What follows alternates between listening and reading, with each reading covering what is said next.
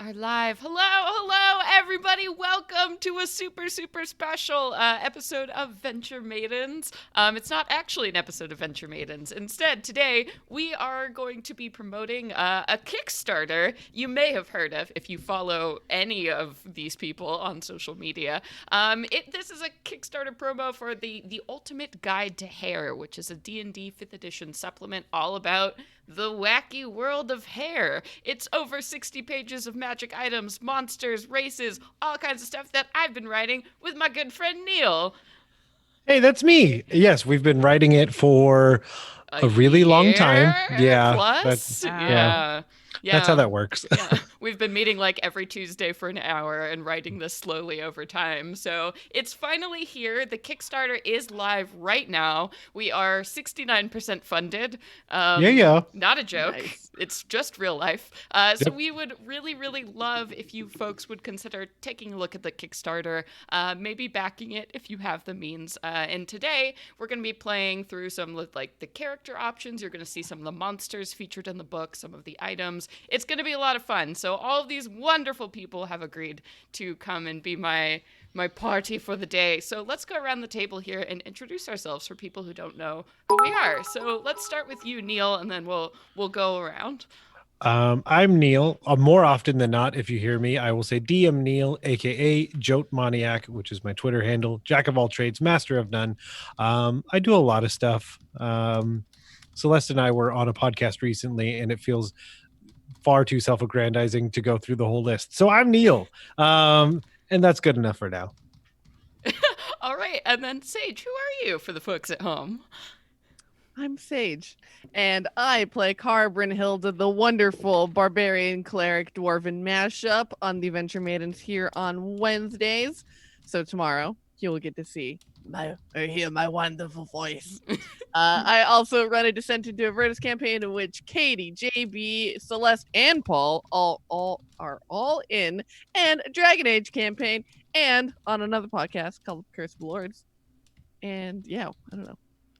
Nice. Excited to be here. Hell yeah. And Paul, who are you? I'm Calvin. Oh, you're muted. You're muted. You're muted. That's who you are. Yo, I'm muted. I'm muted is what I am.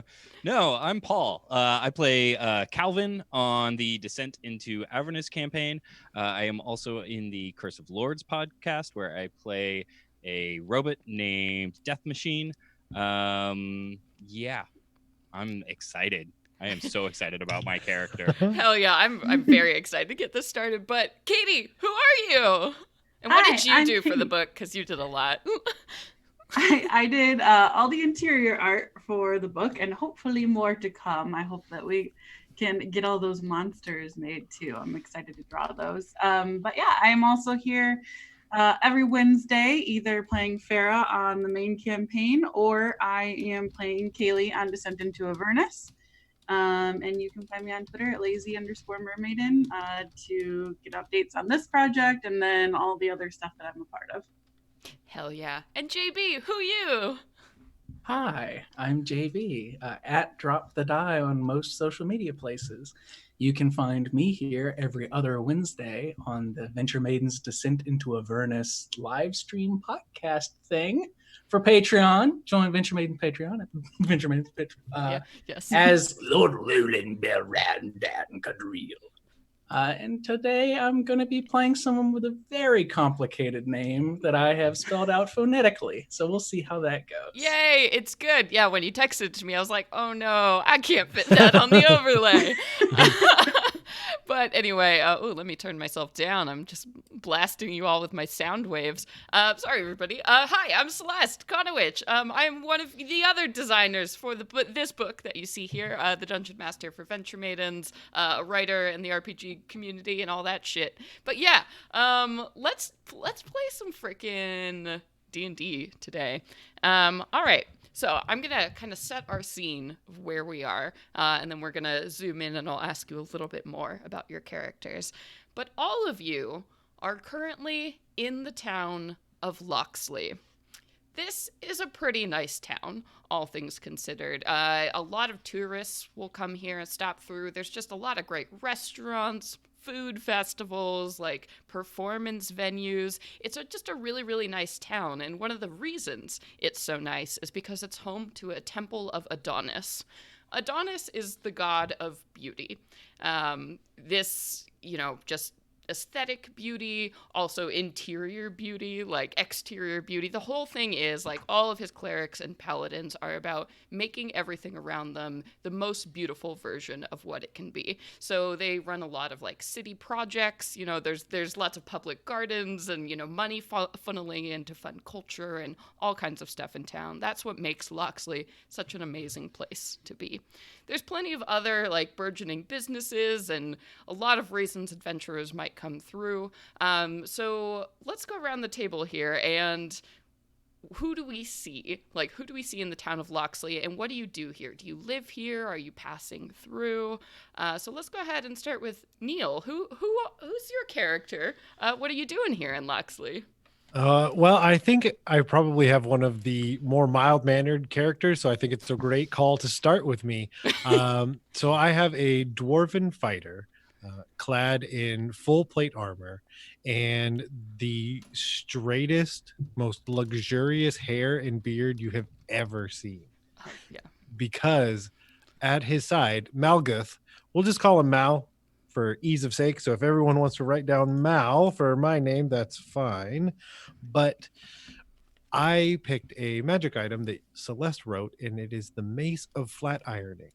So as it pans through, you can actually see Mal using this giant mace on his beard, and he's just passing through, seeing what there is to be seen. Okay, so Mal is a visitor in town. All right, and then our camera pans over, and we see Sage's character. What's their story? Oh, so they are like one of those performers that you encounter in Hollywood on the strip, on the Star Boulevard, who so they're like Spider-Man basically, except instead of Spider-Man is this woman who has these immensely long dreadlocks that are this like vibrant emerald green that have been shaped to look like snakes, and they slither out from her hair, and they have this almost realistic unnerving quality to them. And she has this she's in this almost kind of piratical costume, and she's on each of her hips is a scimitar, and she's just kind of like going up to passerbys and like, oh, hello, yes, madam, oh, and is doing her whole shtick. Wonderful. So do you live and work in the town of Loxley? Yep. You're one of the character artists. Yeah, she's one of the town staples that everyone knows. Okay, wonderful. All right, so you are a resident of the town. And then Paul, who is your character? Tell us a little bit about them. Arturo has just entered town, freshly from the road, traveling from the last township that he plied his barber trade in. He strides smoothly through the streets, a tall, thin human with a long, beautifully combed and maintained mustache and goatee of the purest silver white. The hair on the top of his head is long and immaculately maintained as well, tied up in a top knot and dyed with all the colors of the rainbow. He wears a simple black silk robes and is a monk. Very cool. And Katie, please tell us about your character, please. Thank you. Yes. I am playing Weave. She's one of the races from the book. She, he, they, whatever feels right in the moment.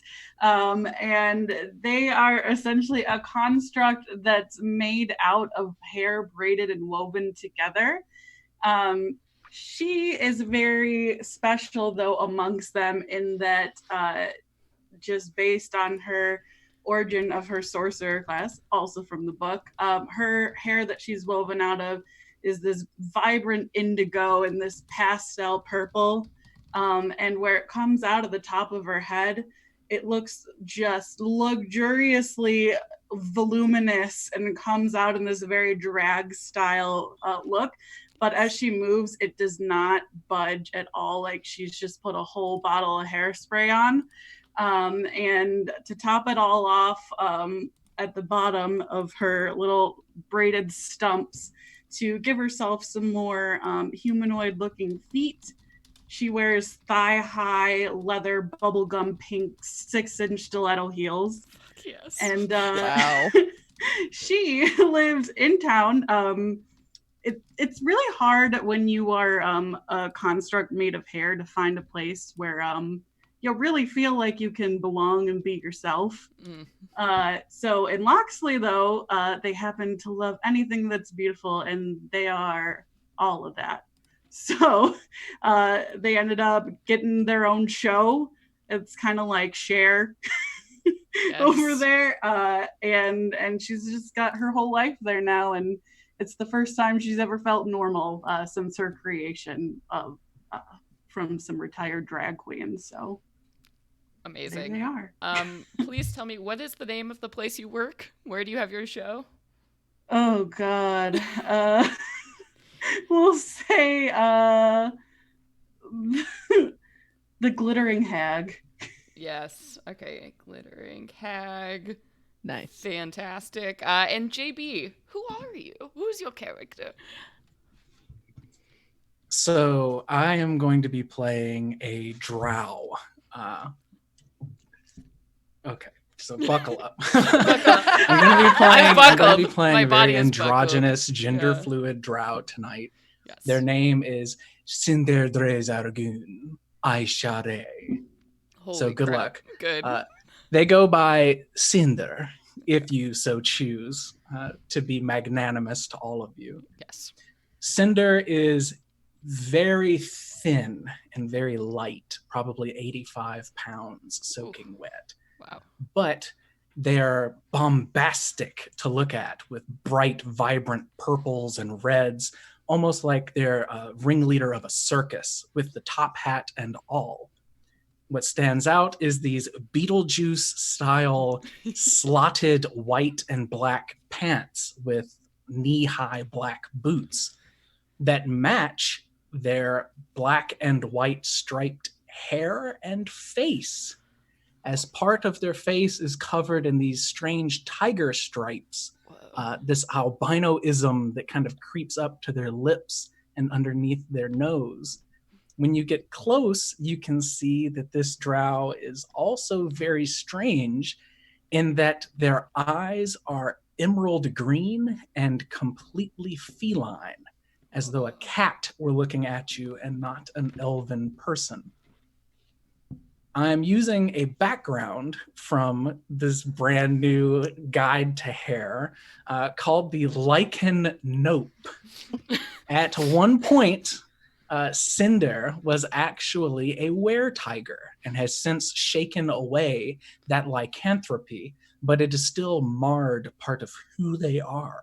And so this bright white tiger sometimes comes through and they growl and show pointed teeth from time to time.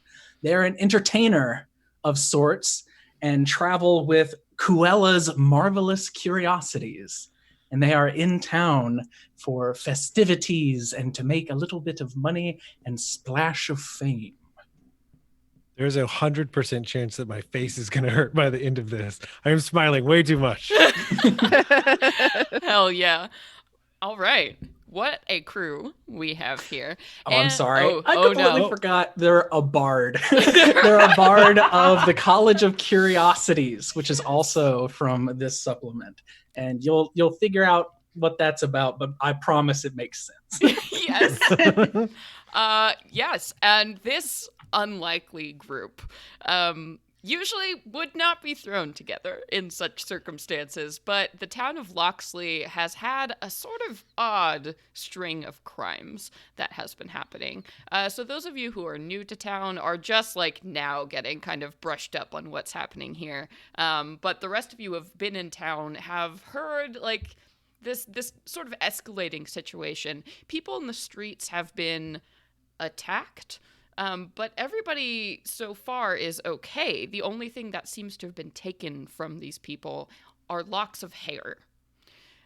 And so at first, when this started happening about 2 weeks ago, it really wasn't taken very seriously. I mean, people would just like wake up and find weird chunks of hair had been taken in the middle of the night, or somebody would bump into them on the street. And the next thing they know, their braid was gone, like that sort of thing. So it was odd, but not, overtly malicious. But this activity has continued over these past couple of weeks, starting to escalate. Now, it used to be like just these individual kind of random events, but now multiple people a day are being affected. People have been like, bands of people dressed in black have like come up to people and like stolen their hair forcibly. People have gotten roughed up. Everybody's just kind of getting scared at this point, so much to the fact that like tourism is starting to suffer and weird rumors are starting to go around. So it's at this point that the paladins who worship Adonis have decided to step in. They have asked all able-bodied heroes to report into the temple and form together these bands of people to go basically just investigate what's happening, get to the bottom of who's behind this, and put an end to it. So all of you have been sort of clustered into a group as just a bunch of different heroes throughout town who have either like lived there or just come into town, have been roped kind of into this big like manhunt for whoever is responsible. So you all are clustered together, currently milling around the Temple of Adonis, which is just this incredibly gorgeous like white marble structure that's just surrounded by manicured gardens and fountains. You're not even sure how, but the air smells just amazing. It's like cookies. There's no oven anywhere, but it just smells like cookies. And this just the most beautiful person you have ever seen, just in this gleaming white armor, is sort of standing at the front of the room, waving their hands for silence. As I said, my name is Paladin Braden. If you have any questions at all, please do not hesitate to talk to me. Go out there. We ask that, of course, you don't destroy any public property, but basically, or people. I think that's implied. But just get out there and get to the bottom of whatever's happening. You have all rights to apprehend as necessary, but please don't kill anyone. Okay. Well, I'm going to be here, sort of running headquarters, but we believe in all of you. And it's just, giving big thumbs up towards the room, and all of these beautiful smiling people in clerics and paladin robes are standing behind, nodding at this kind of mass of heroes. It's like watching the show on the CW. Yeah. Yeah, so all of you are sort of left now in this group, and you see other groups are kind of starting to like introduce each other, and some groups are starting to head out just to kind of roam in bands across the town. So what would you all like to do as you see this very interesting collection of people in front of you? Cinder will produce from this sash that has a hair dryer on the front, but from the back they unsnap one of those cones that you shout through at the circus and will say, I would like 4 companions and just kind of jump up on a box, 4 of you to travel with to see this through. Fandra, seeing this really interesting looking individual standing up on a box and shouting, will quickly turn their gaze and then start to immediately walk over to you and be like, you seem like an able-bodied adventurer. Some would say, still through the cone, that I am level 10. Others of such a level, please step forward. Yes, I do think we are around the same range. Seeing this Medusa person step forward, Cinder will hop off of the box and land daintily on one toe and kind of spin slowly, like a top that's been left. And will say, that is marvelous, marvelous. 2 of us together. And she'll start searching the crowd for any other people until she finds a ball of hair that moves. Yeah, just these clip clopping heels. You hear her before you see her, believe it or not. And they just come up and they're like, I think that you guys could use a little bit more glitz in this group, because when there's a photo op later, we're gonna need to look better than whatever this is going on. So I'm gonna sit right here Wow, Shane. and let you know when we're ready to leave. They just like aggressively cross their legs and sit down on whatever's available. Oh, you see immediately these dreads kind of like rear up and hiss at you. And she lets out a low. From Yeah, 2 to 3, I see. Oh no. I love it. I think Mal will see. So Mal's been kind of waiting for a group that has enough hair to be distracting for whoever else wants to steal hair. Yeah. Because the thing I chose was the strength of Samson. So Mal's whole thing is like he finds strength in having long hair. He is mortified of what is going on. I did not know that like it to his core. He is terrified. He'll try not to show it, but he'll walk over. And Celeste knows that I have a tendency to try and do a pirate voice every time for dwarves because it confuses people. So I'll try. I don't know that I can. Yes, I laugh way too much. No, you got it. I'm gonna laugh way too much. You got it. Yar. Come on. Okay. Yar. Can I be with you? That's it. He's just walking straight up. Yes. Yeah. Sit, have a seat. Yar, we be 4. We only need one more.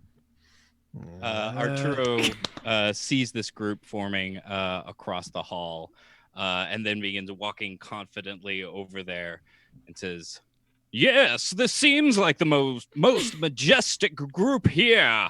Perhaps if I joined you, we can cut to the quick." And he pulls these scissors out from a holster at his hip and flips them around. And there's and spins and lands and poses. And the sun sparkles behind him for just a moment and links off the edges of the scissors. Ding!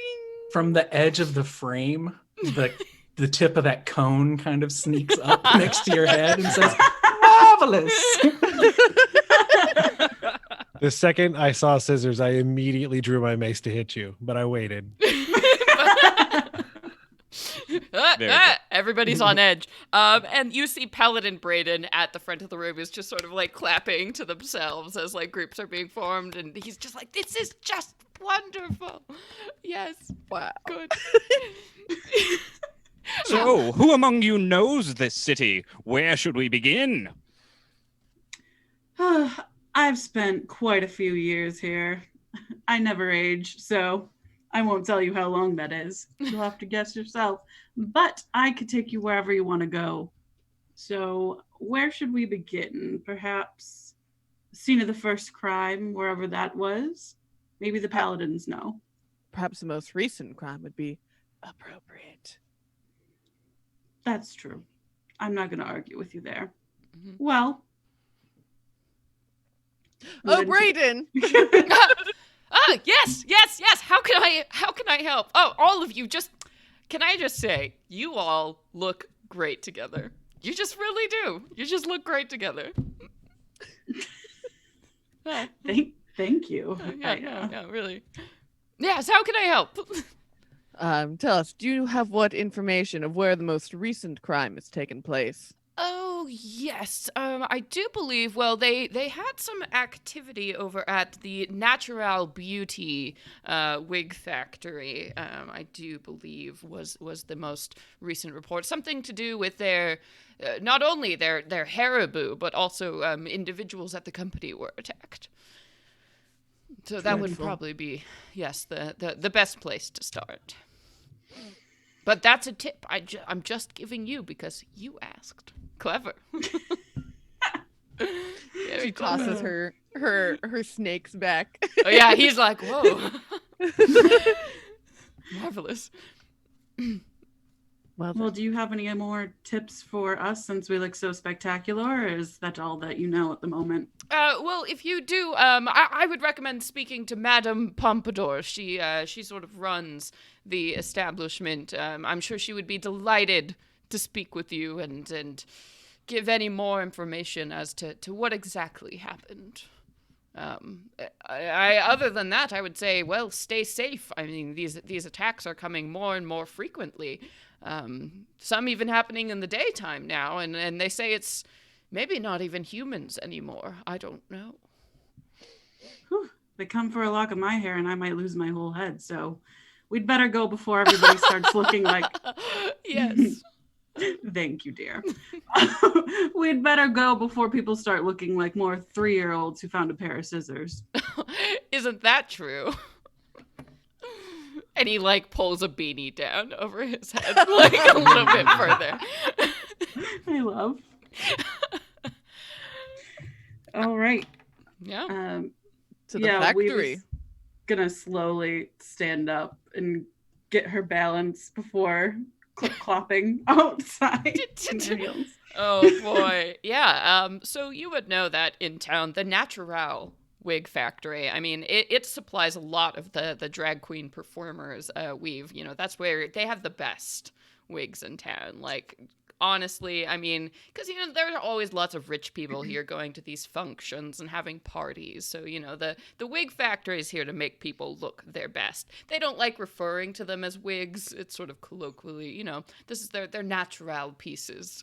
And you have to say it natural, otherwise they get upset. But yeah, Naturally. But Madame Pompadour is somewhat of a celebrity in town. She's just a very big character who, you know, puts a lot of money into the town, sponsors a lot of businesses in the area.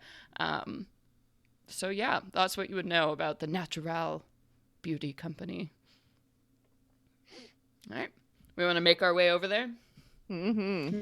Yeah. So as you move through the streets of Loxley, again, it's just like picture the most, you know, that scene in like Beauty and the Beast when you're walking around and everybody's screaming bonjour and like they have flowers everywhere. That's exactly what this whole town feels like. Except now, you know, people like there's that little shadow of like worry behind everybody's eyes, and you see a lot of people just, you know, their hair in ponytails, a lot of hats going on as people have, you know, suffered these chunks of hair being lost. A lot of like new like boy cuts seem to be in style at this point. A lot of people shaving their heads too, just in fear of whatever might happen. Blasphemy. Those poor dears. A sad state of affairs indeed. Indeed. At this point, and you're navigating through the winding streets of this quaint little town towards the factory. Why don't you all go ahead and make perception checks for me? 16. Dirty 20. Oh, I have advantage because of my cleric feature. Ha! Wow. Because I am a cleric of Medusa and my snakes see all. Ooh, that's better. An 18. Hell yeah. Okay. Anything better than an 18? 17. 17. Okay. I got a 3.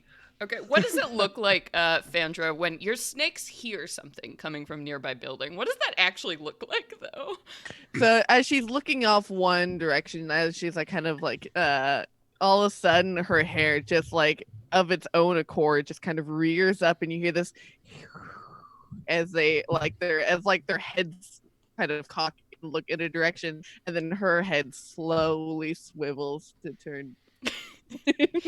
Yeah, and it's from far away, maybe like a block or two over down this alley, that you hear like somebody starts like, no, like get off, and like screaming, and like the sounds of a struggle happening a couple blocks away. Quick, this way. There's a crime happening right as we speak. And she begins darting that direction and unsheathes her scimitars and begins running towards it. Ah! Oh my gosh, yeah, you start charging off. And everybody, like, on this street corners around you who are, like, the vendors selling stuff are like, oh my god! And, like, they all, like, duck, you know, behind their, like, apple baskets or whatever as, like, this, like, adventuring party starts running through town. Is anybody following Fendra, or is... Of course. Yeah. Follicle fiend. Yes, good. Arturo cries out and takes off after Phaedra.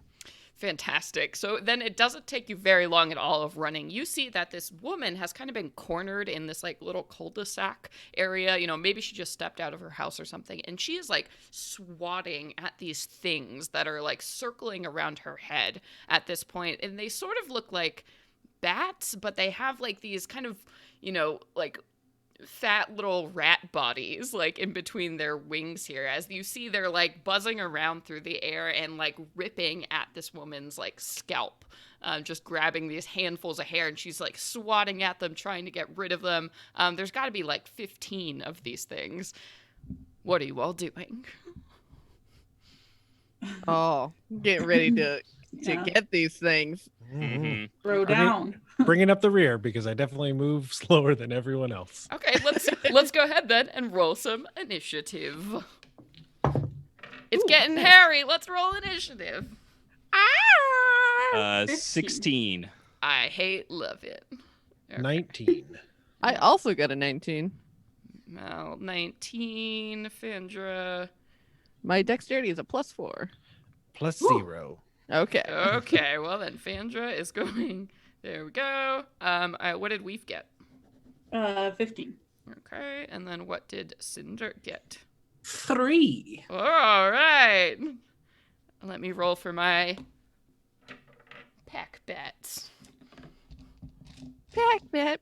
Pack bat, which is a monster from the Ultimate Guide to Hair. Please back right now on Kickstarter. Okay, wow, they did very good. Okay, but Phaedra, you have the first move. Yeah. You told me to yell when someone backed. Thank you, yay! Thank you for backing. Oh my gosh, thank you.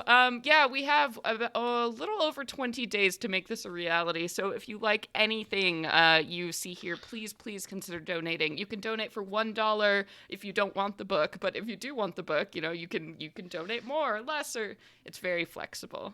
We love you. Thank you for backing. Mhm. Yeah. So Phaedra plunges her hand into this satchel that she has strewn across her body, and she pulls out this clump of clipped off dreads that have been tied together, and she tosses it in towards the center of this cloud of pack bat creatures, and she casts Hairball. Yay! Hairball so- spell.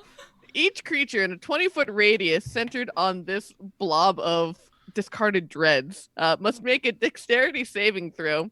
Otherwise, it will take 6d6 force damage, Whew. Okay. half as much on a success. All right. This swarm does not succeed, so go ahead and roll that damage for me. Oh, yeah.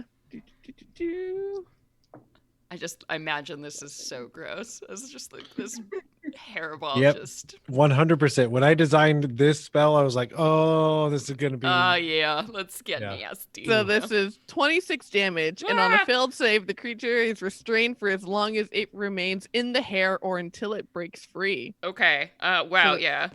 So they'll have to make a strength check to try and get out on their turn, Okay. if they would like. Yeah. Yeah, so your hair it gets all of them, like, as they're going here, and they're, like, struggling and wrapped up in these tendrils, like, as this happens. But the woman, too, that they were centered on as well is like, oh my god! And she kind of, like, disappears under this pile of, like, dreads that's, like, now just writhing, kind of filling up this alleyway here, as these bats are, like, shrieking, sort of a cross between, like, you know, that, like, like, but the little, like, mouse sounds. It's very odd. Okay, but they are still alive. So we're gonna go ahead and go to Mal. What are you getting up to? I've been trying to come up with the pun that I would like to use. That as he pulls out the Mace of Flat Ironing, he will actually activate it, and for the next minute, it will do an additional 2d6 fire damage because it is hot. Yes. And he'll be like, "Yar, I need to iron out this problem," and he will run up good. and attack them. It was good. I liked it. Oh, and I realize so. Part of the class is that I can make a melee attack against every enemy within reach. So it is a move I have called One Against Many. Again, Samson, what's up? And so how many could I get in one attack? Oh Or man. is it- Yeah, because they're all kind of like in this clustered mass. So I would say Mhm. all of them, I am okay with that because answer. they're small. They're very small. So if you're standing in the middle, go for Perfect. So I will hit AC 19. it. Ooh, yeah, you're gonna hit them all. Did you say that it does fire damage as well? Oh It no, does. combo. Oh, because Yeah, guess yeah. what? The hair is extremely flammable, and any 5-foot cube of hair exposed to it burns away in one round, dealing 4d4 fire damage to any creature that starts its turn in the fire. We're gonna Yeah. kill a lady. Yeah. I was like, that was quick. We're Oh, 10th no. level. We have They've- access to spells to undo this, correct? Not me. So initially, with just mace damage, if you will, I did 11, Okay, yeah. and then I will do 5 additional fire damage, and then Oh my god. they're on their turn, they will be aflame. Well, Fandra, go ahead and roll me that exploding fire damage as your hair cuts on fire, because I don't think anybody else is gonna get a turn here. Just to be real honest. That is 12 fire damage. Yeah, how do you want to incinerate all of them as this hairball? You two tell me together. What does this combo look like? So these like dreads, they shoot up and they look like large boa constrictors that have wrapped themselves around and are like trying to devour these bats. A Mal running up. It makes me think of those dumb snakes that you put on the ground for the July, and just just slowly creeping up them and just incinerating every living creature inside of it. Yeah, so as this happens, like you hear these shrieks of pain and like popping noises as these like 15 little, things just incinerate. And at the bottom, like there's this horrible smell of burning hair that's like coming up through this place. And as the cinders kind of dissipate, you see this woman is just like down in the center here with her hands clutched above her head, and she's holding this like symbol that you recognize as the symbol of Adonis just around her, like, and she's like, oh my god, thanks, I think. You require healing. No, I'm good with this, but, and it like kind of melts away in her hand. She's like, I'm gonna just go back inside. What were those? Oh my god. And she's like touching her hair, and like you see sections have been like ripped out like at this point. She's like, oh my god. Okay. Arturo springs forward and draws forth a card from his pocket and whips it out and extends it to her. Madam, it would be my pleasure to take care of that for you. We'll have you looking magnificent again in no time. Perhaps, though, could you tell us, where did those creatures come from? Okay. And she like takes your card and she's like, oh, you actually do hair. That's actually really useful because this is a mess. This is a Indeed. mess. It is. I mean no offense, but Oh my I'm god. sure it looked much better before. No, I was just walking outside. I was gonna go buy some cabbages, like you do. And then like just from the sky. Yeah, this just came down from the sky all of a sudden. Like, that's my house, like right there. She points at a door that's like 10 feet away. She's like, I was just outside. And they just swooped down. What the hell? What the hell indeed?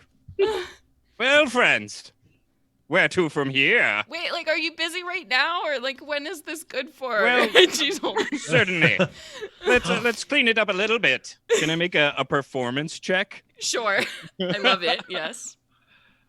Oh God. I also Be like bad. that it's such a skill that it's a performance check. It Like, is a performance check. I'm not like. Oh it's yeah, gonna- he's doing it's like one part like Edward Scissorhands. He's got a straight razor in one hand and a Yeah. comb tucked between a couple other fingers, and he's switching off between those, and then he's got his scissors in the other hand, and he's doing full on backflips over and like twisting Damn. around her. Talk about a Yeah. switchblade. using some of the fire to help. I don't know. I Yeah. keep seeing that online, and I don't Yeah, understand that's what it. I Fire Would burner. 100% not do that. Yeah, no, that's good. But that is a 17 on my performance check. Damn, yeah, that's pretty good. She seems to forget the trouble of what just happened to her as she's like watching you flip around, swinging all these blades in the air. She just seems totally mystified. And you manage to like get the worst kind of, trimmed down. So it's like a serviceable, lob at this point, but it could be better. And she's like, okay, well, thank you. That was extraordinary. But yeah, if you're free to, I don't know, do that again maybe sometime, that would be nice. Of course. As soon as this business is taken care of, it Okay. would be my honor to return. And he tucks his scissors back into the holster and turns back to his friends and flips his mustache and beard, and it wafts across the breeze. He says, Yeah. "So where to? I Yeah. have a date later." Yeah, you see a bunch of people are like looking out of their windows like in this neighborhood like, "Oh my god, who is that man?" It's very like this cul-de-sac is aflame. All right. Did you Does want to anyone- Oh, yeah. Sorry. Does anyone know what these vile creatures are? There's a a white glove that just kind of appears and tries to fish out one of these smoking corpses from this pile of burned hair as I cast Mage Hand and try to fish one out. Yeah, and you can, like, it's mostly burned at this point. You could probably eat it, that's how burnt it is. But yeah, it looks like just a little, like, fat little rat body that has these, like, kind of awkward bat wings that come off it here. And even, like, this charred version, you can see, like, gripped in its claws are, like, chunks of burnt hair. If anyone would like to make a nature check or an arcana to figure out what these things are. I'm going to do Arcana. Go for it. 28. Okay. Wow. Wow. So you know that these are they're a pretty minor pest. They're called pack bats. And basically their whole MO is that they build these big kind of bird-like nests. So they will attack people to get soft things, usually just for their nests, to form these things. It's very uncommon to see them in like big settlements like this. Because usually, infestations are driven out pretty quickly because they're just so annoying. But they will frequently plague like forests or maybe even like sewers, things like that. But it's very odd to see a bunch of pack bats in such a nice town as Loxley. I relay that information as it's kind of just floating back and forth in front of me. And be like, these things don't eat the hair. There's almost no real need for it. I wonder what's driving them to attack people. Yes, it is most unusual. Would I have an idea of where we could find this rat bat pack community colony thing nearby? I mean, honestly, your best bets are going to be probably abandoned places, maybe somewhere underground, like somewhere, they wouldn't really be noticed by people because they kind of stand out. They're not like, they can attack in the middle of the day, so they're not like inconspicuous like bats can be. And they fly through the air, so not inconspicuous like rats. So it's going to be somewhere secreted away that they would come from. Yeah. So I wonder if we should still. I mean, I don't know if they could be hiding in the actual wig factory. That was my next thought. If we would still wanted to go to Madame Pompadour. Oh, yeah. Yes! The cone comes Your out again. vuvuzela. Ah! Yeah, we need to, given the pomp and circumstance, Aye. uh, Okay. So you want to Jokes.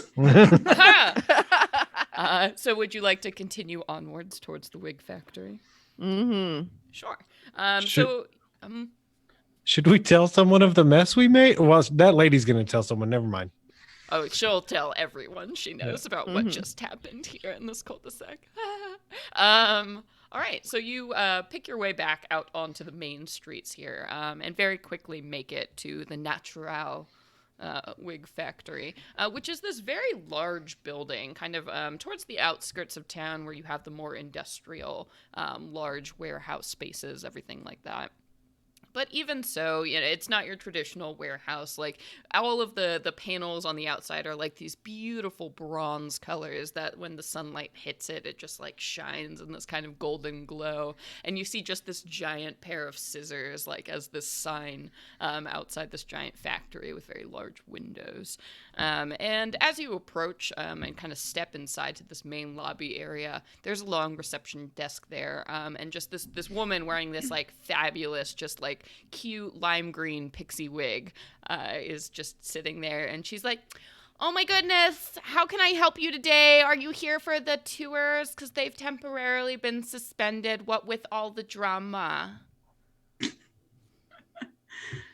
Oh, Madame Pompadour, it's a wonder coming into this Oh, establishment. honey, all I'm the not Madame time. Pompadour. I'm just the secretary. But if you would like You could have fooled me with that cute do. Oh my god, you're so sweet. Look at you, Rainbow. I love this. I love all of this. Oh my Who god. wouldn't? Well, is Madame Pompadour in? Because we're looking into this hairy situation that's been going on. Oh my gosh, yes. What a word. All right, just for you, honey, because you're so fabulous, I'm going to go ahead and I'm going to check upstairs and see if she's free. Okay, so all of you just sit down. There's some water over at the water cooler. Just make yourselves comfortable. Okay, I'm going to be right back, sweetie. And she goes ahead and she stands up and then, like, disappears through an employees only door. What a delight. Yeah. Yeah, so this little reception area, there are some nice chairs laid out. There's like a little like water cooler area and some like biscuits and everything right beside it. So you just Get wait one of- patiently. Yeah. Get one of those tiny cups of coffee that are never Yeah. enough. Yeah, the ones that you're like, this is like a spit cup worth of coffee. Arturo will help himself to a cone of water Yep. from the side. Mm. I'll get like a 3-year-old magazine, just start flipping through it. What is Mhm. the magazine? Tell me. Highlights. It's clearly highlights. Ah, that's very good. It's just a giant stack of highlights. All the puzzles have already been done, though. It's just, yeah. So you have, like about a 5-minute like waiting period before this woman comes back down, and trailing behind her is this just gloriously large woman in this like kind of bright magenta beehive ensemble wig as she steps down and goes, "Oh, welcome to the Natural Wig Factory. I heard there were heroes looking for my assistance." Yes, that is us. "It is me, Madame Pompadour. How can I be of service?" We've come to see you about the terrible doings on in this town. "Oh, it's terrible. It's so terrible. What has afflicted us? How specifically can I help you?" Tell me what you want, actually. Come here. So Cinder will, with this hand, and have this little bat rat thing floating in the air, and say, "Have you seen any of these?" No, God, not in my factory. We're state of the art. Nothing here would have such small critters as that. Well, and like throws it off into the corner of the room unceremoniously. Bless you. We were told this place had been run afoul by these hair thieves. Oh, Were we misled? no. This has happened. We haven't seen any of those, but the Haribo that we keep out back, from which our wigs were made, well, they have come under attack. Just patches of hair gone. That's good wigs. Just destroyed. Ugh. Oh, no, it's horrible. If you ask me, and no one has, so far. I am asking you. Wonderful. Bows. There was, well, about 2 weeks ago, when all of this started, we had an employee in research and development who unceremoniously departed from the company. And my suspicion has been that he has something to do with all these goings-on. Was he disgruntled? Indeed, he was. You see, he had this, well, idea to make these wigs from actual human hair and just to test them on people with no regards for safety precautions. It was ridiculous. Yar, where he be? Oh, I don't know. He's a gnomish man. His name was Winfield. After we had to let him go. Obviously. I'm not sure. I think he lives, has an apartment in town, but he was always a bit of an odd duck. Would you say, up until his departure, this person was gruntled or predisposed to be disgruntled? Oh, he was a pretty grumpy fellow, if you know what I mean. Deplorable. Mm. Winfield. Winfield. It's like the mustache. I turn and look at Paul's character, Arturo. Yes, we must find this fellow. Regardless of his history of disgruntledness, it seems like he might be another lead. Perhaps we should still inspect the Haribo first. Perhaps we could find more clues. You are welcome.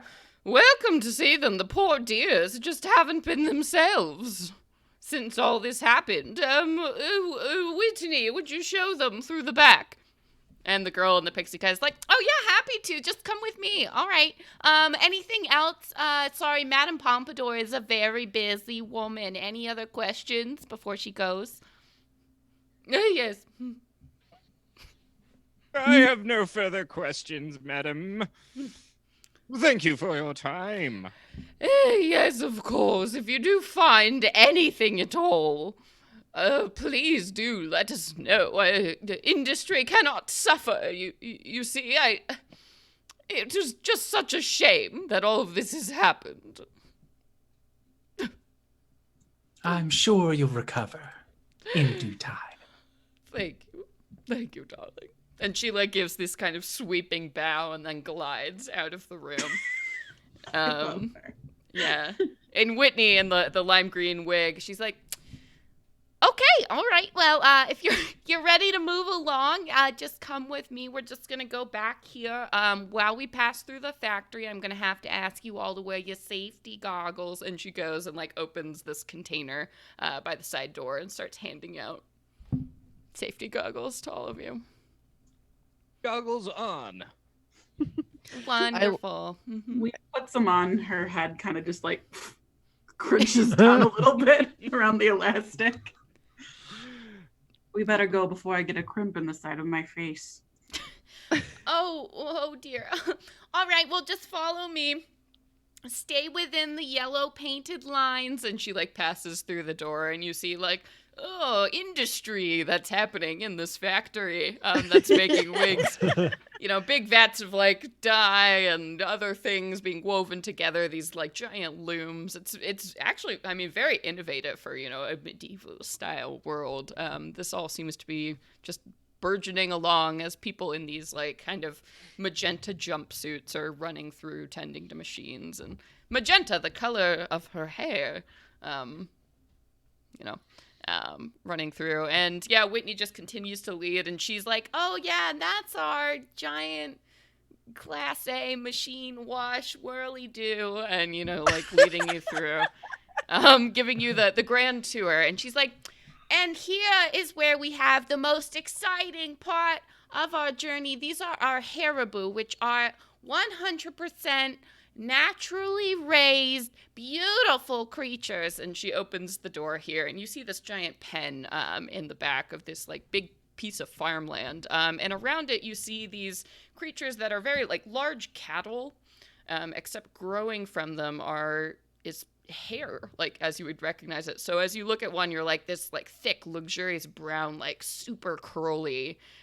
cow is kind of out in the field over here, and then another you see like a platinum blonde, like straight haired beast, just kind of dotting the field, every shade and color. But as you look a little bit closer at them, you see like big patches have been like torn off, and yeah, all these cows are sort of sadly milling about the field right now. Yar, who would dare do that to the majestic beast before us? Kelly, there is Haribo art in the book, yes. Just answering you. Yeah, I don't really know. I don't know very much about this part of the business, but yeah, it's terrible. It's just terrible. Arturo would like to make an insight check about that. Does she actually not know anything about this? Sure. He is pretty good at that. 15. Okay, yeah, you're looking at her, and, you know, she's like, it's terrible, it's terrible. You're like, she probably doesn't give a shit about the cows, like, out back here. She just... Not a nature girl is kind of the vibe you're getting. But you think she's not trying to conceal anything from you. Okay. Yeah. I will approach one of these Haribo, if possible. Yeah. Which one are you approaching? Describe the one you're walking up towards. This one has this kind of strawberry blonde, ginger colored hair that's choppy and like new aged almost. Nice. Like it's been pruned to look messy, but in a good way. Very good. It's a very popular Haribo. Mm-hmm. It's like pieces are already cut off, so the little missing's not a big deal. Yeah. But when I come up, I will pull out an ocarina and kind of whistle some stuff. And I'm gonna cast Speak with Animals. Mm-hmm. Excellent. Nice. And I will say, pardon me, good sir or madam. I do not want to look at your junk. What happened to you and your fellows here? We were attacked in the fields. And I'm like, rubbing the ears, kind of. Yeah, the cows are just big puppies. Oh yeah, no, the cow's loving it. There were a lot of them, and they came at night. Were they like this? And I'll use minor illusion to make one of the bats. No, not bats. Like people. Were they like, and I make a gnome. I think that was one. People came and took your hair. The fuckers. And I'm getting like heated now. Yeah. I'm saying this in Haribo, so it's but not like the nice people who take our hair with scissors. The mean one, they just ripped it out. They pulled your hair out. I'll kill them all. Okay. Well, all right. just. We will see to this.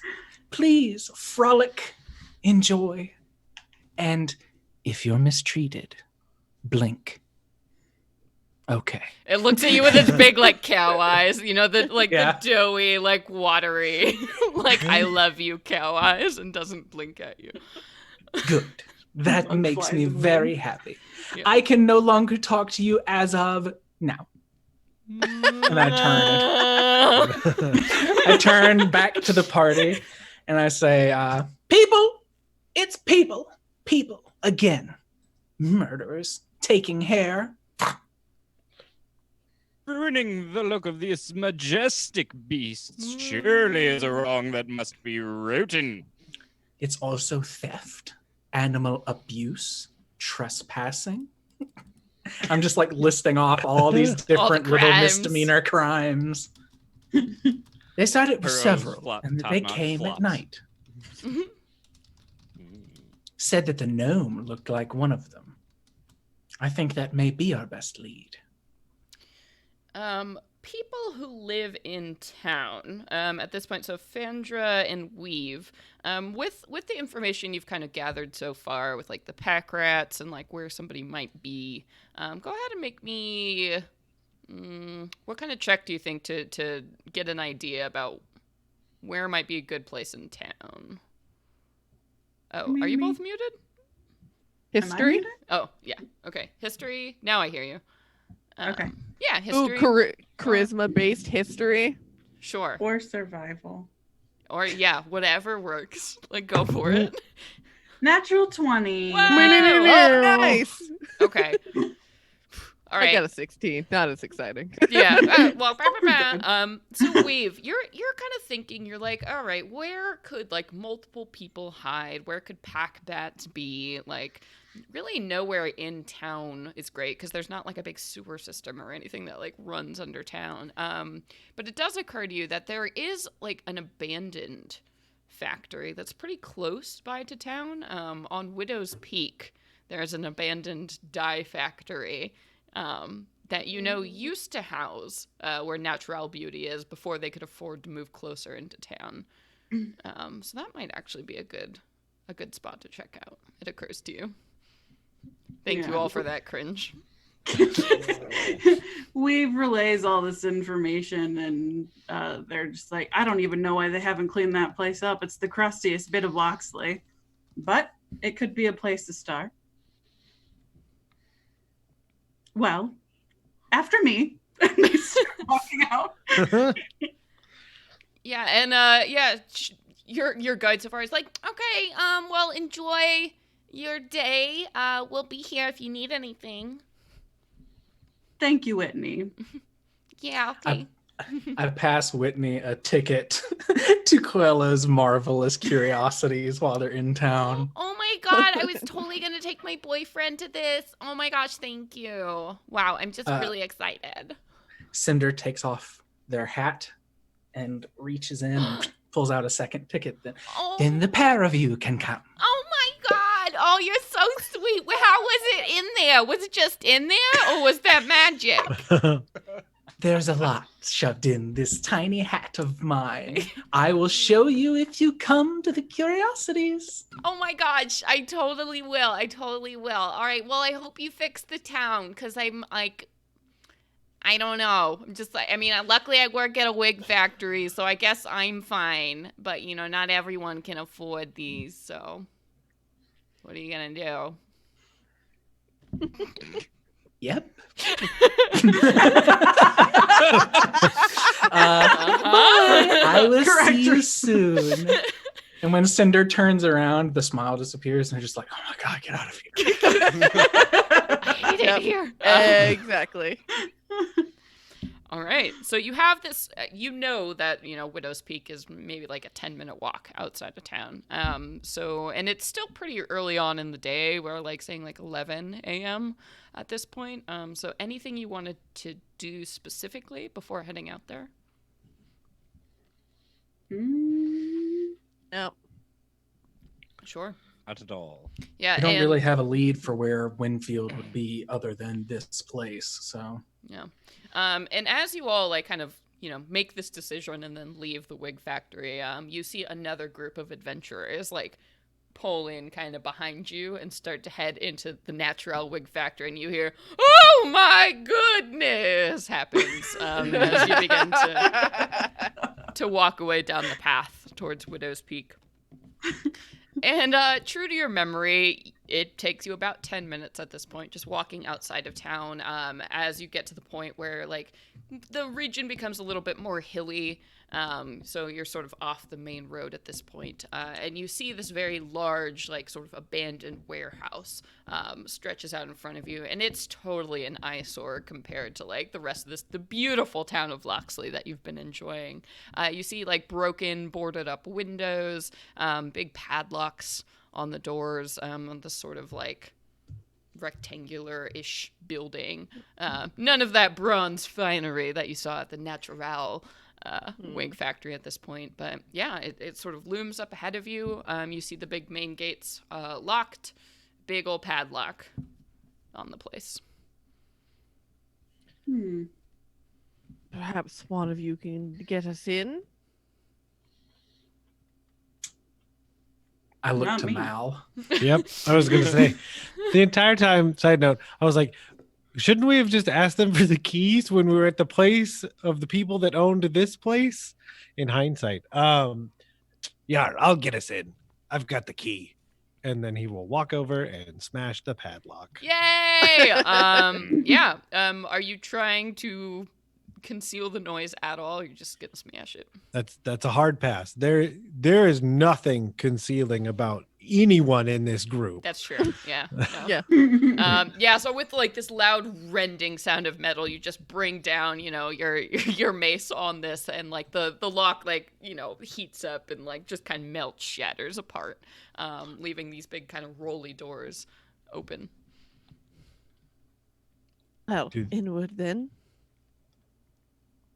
Yeah, do they? So you're saying they're rolling doors, so they don't open? We would have to give Yeah. one of these. Basically, Okay. yeah, you have to give them a big like big kind of barn doors on these tracks that you have to open up. Of course, As soon as the padlock falls off, I'll start tugging at it. yeah, you you know. do, and there's this horrible like rust like as this happens, and like red dust like rains down from all of this place, and just very, very dark factory like stretches out in front of you here. What's the dark vision situation in this party?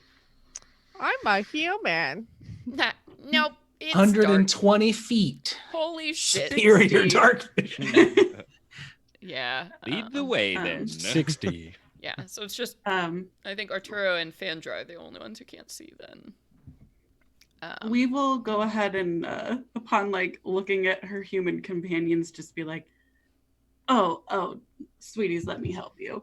And they just like rip off like one of their fingers, and they hand you a piece of indigo hair, and they're like, who wants to see? Anyone? You have to eat it. Oh.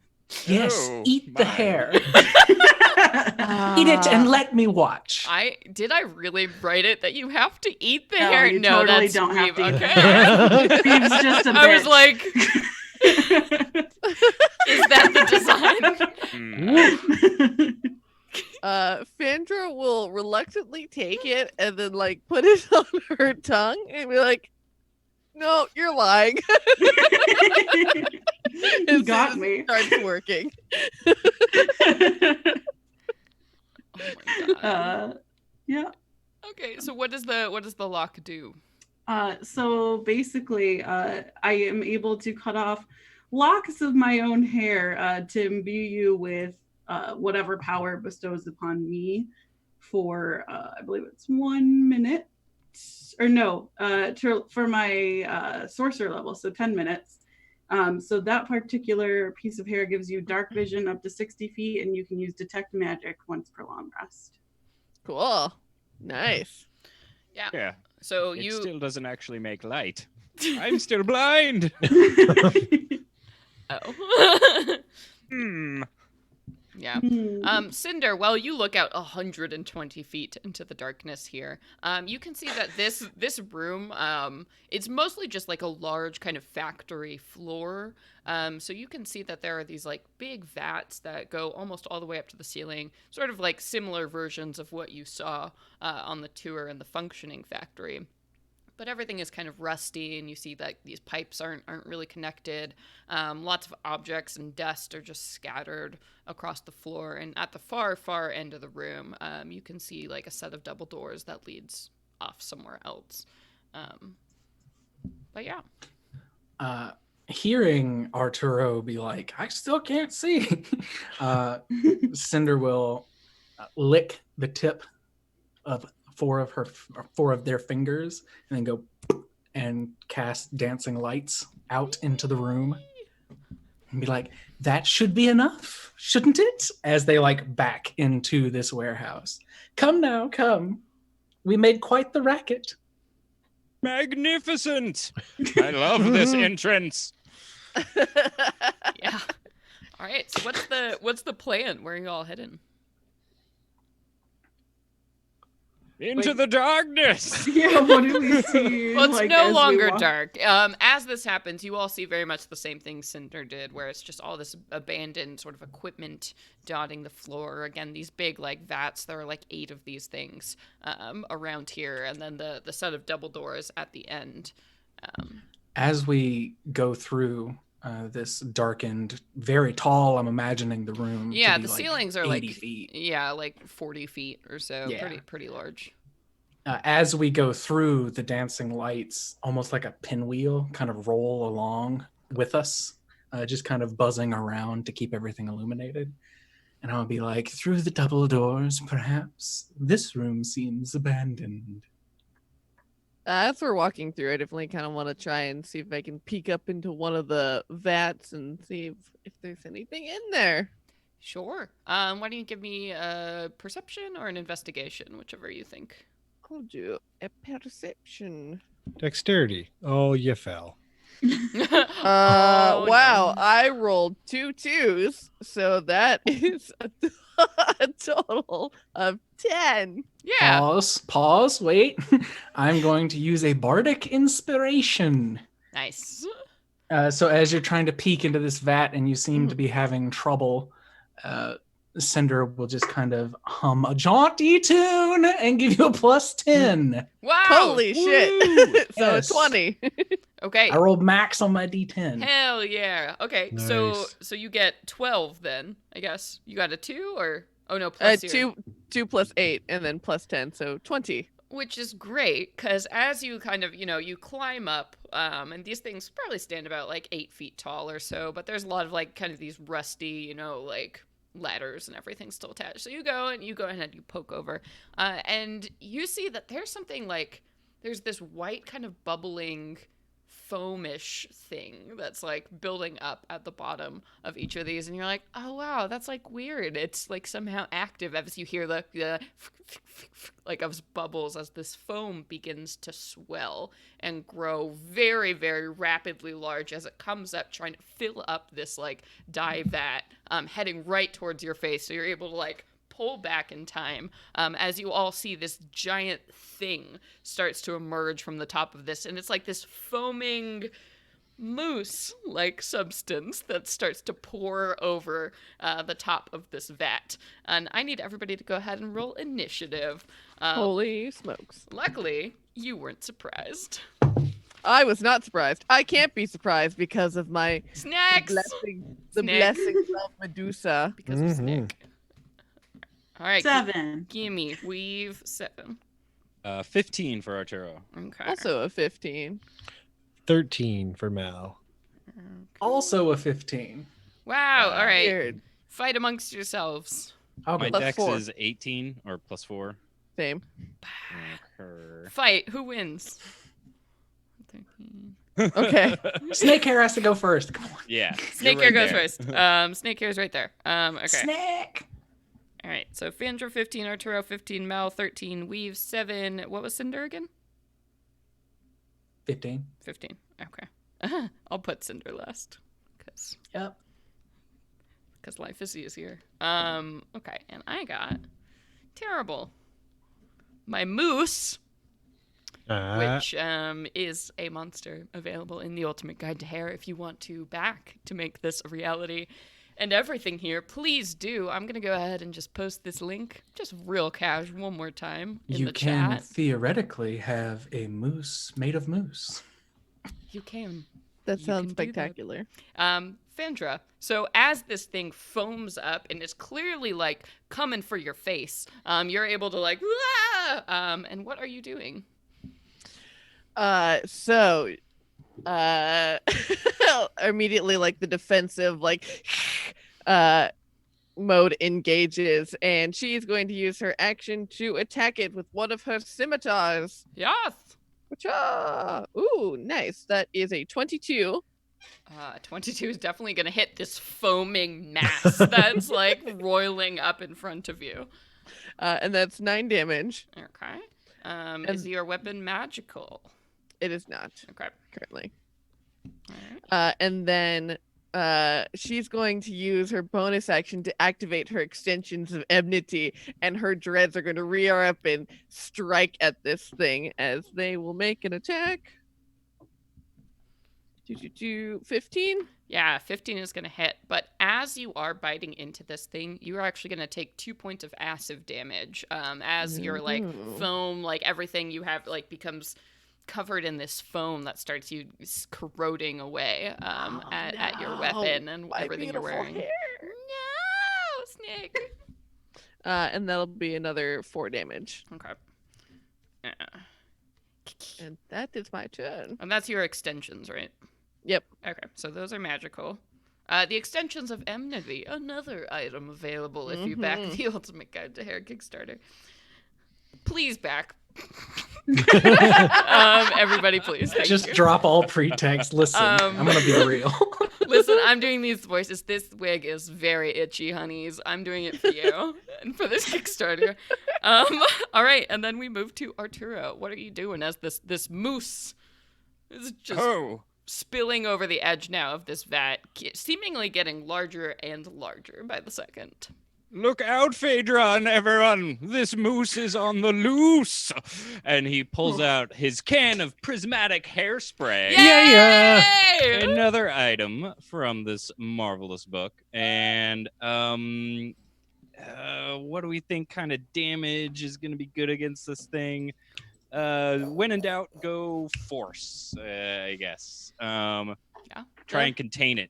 Shove it back into the jar. So it's got to make a dex saving throw. I'm not good at those, let me tell you, as a giant pile of foam. Excellent. Yes, I have a -3, so that will be a 4. All right. A big 4. So take 3d6 damage. That'll be 10 force damage. Okay, yeah. Cool. What does it look like when you use the prismatic hairspray? So let's see. Yeah, there's the moment where he like slides up next to Phaedra, a little bit of dust coming off of his shoes, and he pulls the can out. And one of the fairy lights reflects off the rim of the spray can. Cool. And as he squeezes the nozzle, this bright indigo light comes out and strikes this ooze. And begins to like make it separate out and dissolve in portions. Very cool. Yeah, you just blow away parts of this thing as like Moose just goes flying like back through the factory and like splatters against windows as your force damage hits this thing. All right, and then we move to Cinder. Spell casting. Yeah. So I think what I will do, knowing that this thing is some type of awkwardly strange ooze, is indeed. I'm going to use, I believe it is a bard feature of mine. Hold on. There's so much stuff you have to know as a bard. But I believe it's a bard feature of mine that lets me cast command once per day. Yes, that is And our college feature. Yeah. Yes, and I am going to do that onto this ooze. And I'm going to say, stop, and clap. And it needs to make a wisdom saving throw. Okay. The ooze is not wise. So, well, Not- it didn't. Well, Not dexterous nor wise. no. It got a 14. That fails. DC 17. All right. So what is Yeah. what is using this ability? Your ringmaster ability? Is it? I believe that's the one. Yeah. I have all this. Yes, can innately cast a command spell as a bonus action once per long rest. Hell yeah. So what does your command look like, Cinder? Cinder claps and says, stop. And as part of the clap, like tilts. And when they tilt into this weird little hypnotic seeming cartwheel. Whoa. That when they come out of it, there's this kind of magic, this woven around, and this strange movements of Cinder in that moment. And this creature just feels bound by them to stop everything that it's doing until its next turn. Yeah, and the creature does, like, as it doesn't have eyes or anything, but you can feel that this creature is, like, watching you as, like, the last of its bubbles kind of, it's been swelling at this point, just enlarging and enlarging, but it just sort of stops, and you hear just a couple, like as the foam bubbles are, like, frozen in place. Yeah. I will, without looking, I'll say over my shoulder to Mal as I'm striking this big ringleader pose, I'll say, kill it. And I'm going to use my action to give Mal a Bardic Inspiration. That is a D10 Bardic Inspiration die. Very As you cool. see fit. It does not go to damage, chat. I know that happens every time a Bardic Inspiration is given Yeah, on this that's podcast. Just Valor Bard. Okay, and then Mal. we're up to Well, you. let's go smash it. Do a smash. Let's see. Okay, all that makes sense. Okay, yep, just running up and hitting it. That's kind of what. Oh, right. Well, that'll do. 29. No, Nice. Aha. it's too high. It Okay. doesn't work. Okay, next time. Then I will do 8 damage. Oh, no, wait. Because I took great weapon, I will re-roll that 2 and get a 4 and do 10 damage. I will roll again and get a natural 20. Ah,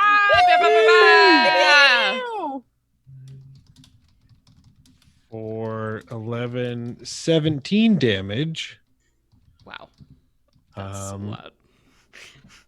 And it would make no sense not to, since I'm sitting on Bardic Inspiration. I'll take an action surge and attack again. Yes! Do it. Do and it. rolling it a natural 1. Oh, boy. Oh no. Bardic Inspiration won't fix that. But I rolled a 2, so maybe Bardic Inspiration will fix that. Do I roll it? No, I say Cinder rolls it. Okay, if you would like me to. Yes. 7. So 9. That'll So hit a news. 19. Yes. Yep. Mhm. That'll hit a moose. For another 11 damage. Damn. Okay, how do you have this thing's health? It's still there, but what does it look like when you just go to town on this thing?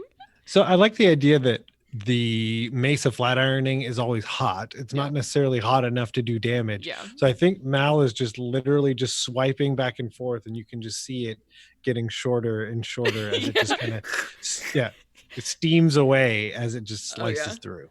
Yeah, it's Very just like cool. that setting on your straightener when you forget it's on and you go to pick it up and you're like, fuck me, like but you're not taking damage because we all have 1 HP as humans, but it hurts.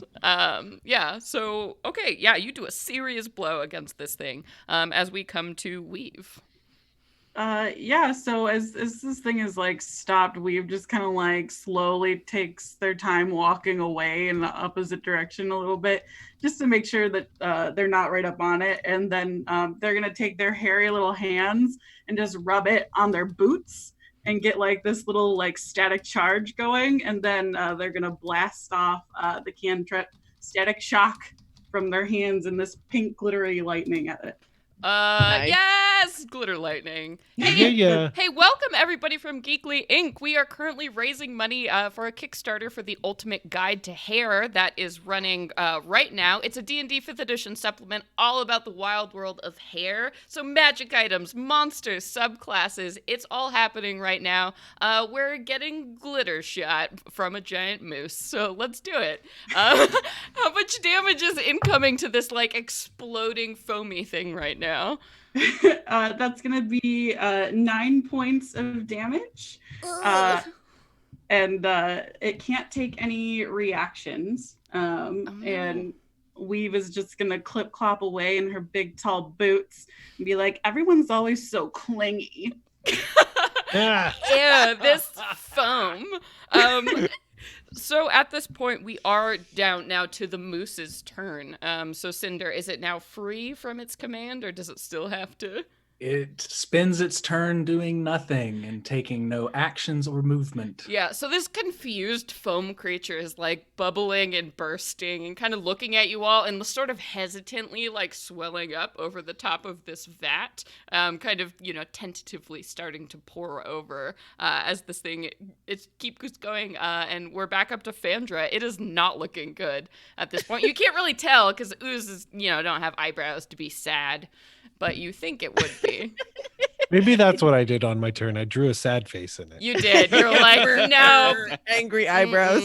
No. So Phandra, she takes one of her scimitars and she is just going to keep slashing at this thing. And she... It's got a 9 AC. It's a pile of foam. So Yeah, don't I take got- it. I got 12. Yeah, 12. So We'll that do will it. hit. And so, and all of a sudden, as she swings, her scimitar becomes coated in this thick green poison as she slashes into it. And she's going to use her channel divinity, which is venom, where I get to add 5 plus twice my cleric level. So read that, 25 poison damage with Ow. No. an additional 5 slashing damage. Holy. Okay, wait. Do that math for me real quick. That was a lot. You 30 do that damage. math. Okay, how do you want to destroy this moose? Like, fucking destroy it. How does that go? So after it's been zapped by pink glitter lightning, she swings a scimitar in, and is this like nasty green liquid is covering the blade, and you see it just rips through this creature like acid, and it goes shh, as all the bubbles begin to dissipate and pop. Oh man, yeah, you just club this thing, it explodes, and all of you, like, you try to avoid it, but this, like, giant moose thing shatters, and you all are kind of, like, covered in that light dusting of those, like, weird foamy bubbles, and you hear from further down towards where those double doors are, as you, like, kind of strike this final blow, you'll hear, "You'll never take me alive!" Okay. Never, like yelling, echoing from across the factory. Don't be too sure of that, ne'er-do-well. Ah! What are you all doing? Arturo takes Yeah. off in that direction. Mm-hmm. Weave is gonna follow, but after getting like moosed, since she's completely made of hair, she's just crunching as she goes. Oh no! Cinder is walking behind Weave and casting prestidigitation to like scrape the moose off. Oh yeah, it's Oh, crusty, thank you, girl. honey. Girl, it's crusty. So you do your best. You're doing your clip clop and like the sticky heels. What? Mm-mm. When you're in a club and there's just like drinks everywhere, that's the vibe. As you're like running down towards these double doors here. So Arturo, are you like kind of bursting? Oh, yeah. through these? Oh yeah, I imagine he's Arturo's like a flying burster. sidekick, through the door. Yeah, Yes. yeah. So you Need to capture this evil individual. So you do so, you like bust open these doors, and you see here, this must have been some kind of like, maybe a cafeteria or something at some point. So this large square room. And in the center, you see a bunch of these tables have been like kind of forced together to create this kind of platform. And on top of it, you see a full mannequin. And on its head is this wig that's like just all of these different stitched together, like bits of hair that have been woven to like create this kind of long flowing bizarre thing that's still in progress on this mannequin. And like crouching just in front of it, you see this gnomish man who looks like he probably hasn't slept in maybe 2 weeks, and he's just looking at you with this strange expression on his face. He's like I said, you won't take me alive. I'm going to take down this town. I'm going to take down all of you. People will respect me. And he reaches up and he like pulls this wig off the mannequin and onto his head. And as he does so, you see his eyes glow with this kind of manic red light. And this like almost like a bubble of this red energy kind of like surrounds him here. And he's like, rise, rise, my servants. And you see something begins to materialize just like outside of this red bubble. And you see this bipedal sort of form like pulls itself out like in this like brimstone, just horrible smelling thing, kind of claws out of the floor of this factory. And it looks like an emaciated human of some kind, but you see that there's this large seam that goes from like its chin all the way down to like sort of its pelvis, and it sort of like flaps open as this thing like is crawling out of the ground. And we're gonna go ahead and keep the same initiative as last time here. Yeah, we need to straighten this out. No. Ah. All right. So, Phandra, we come to you as this thing is crawling itself out of the ground. Oh, it's horrible. I hate it. It's awful. It's really awful. I'm going to use one of my domain spells and cast Elemental Weapon on on my right scimitar. And she's gonna cast it at 5th level. So we're gonna go with cold damage. All right. And then she's gonna use her bonus action to take a shot with the one in her left hand. Hell yeah. Oh, bam! That's a 23. Yeah, that's gonna hit. Yeah, and that's 5 damage.